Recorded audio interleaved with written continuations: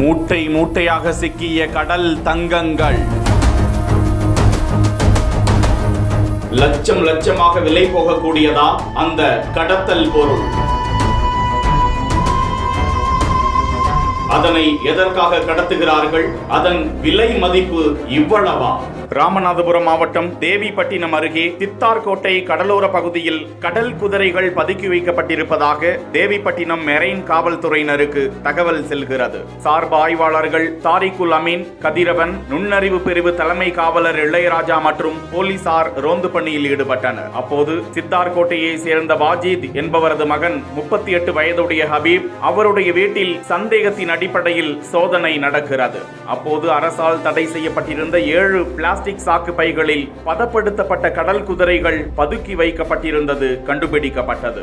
அங்கிருந்து 50 கிலோ பதப்படுத்தப்பட்ட கடல் குதிரை மற்றும் அதற்கு பயன்படுத்தப்பட்ட தளவாட பொருட்களையும் அதிகாரிகள் பறிமுதல் செய்து தீவிர விசாரணை மேற்கொண்டு வருகிறார்கள். சரி, கடல் குதிரைகள் எதற்காக கடத்தப்படுகிறது என்று பார்ப்போம். ஆழ்கடலில் பவளப்பாறைகளில் அதிகமாக வாழும் உயிரினம். பவளப்பாறைகள் அழிந்து வருவதாலும் இவை அழிந்து வரும் இனம் என்பதால் இவற்றை பாதுகாக்க வேண்டிய 16 உயிரின பட்டியலில் சேர்த்திருக்கிறார்கள். ஆண்மை குறைவுக்கு மருந்து தயாரிக்கவும் சில மருத்துவ முறைகளில் பயன்படுத்துவதற்கும் இவை தொடர்ந்து வேட்டையாடப்படுவதாக தகவல்கள் கூறுகின்றன. சுமார் 5 வருடங்கள் மட்டுமே கடல் குதிரைகளுக்கு ஆயுட்காலமாம். இறால்களை அதிகமாக உண்ணுமாம். நண்டுகளுக்கு கடல் குதிரை உணவாம்.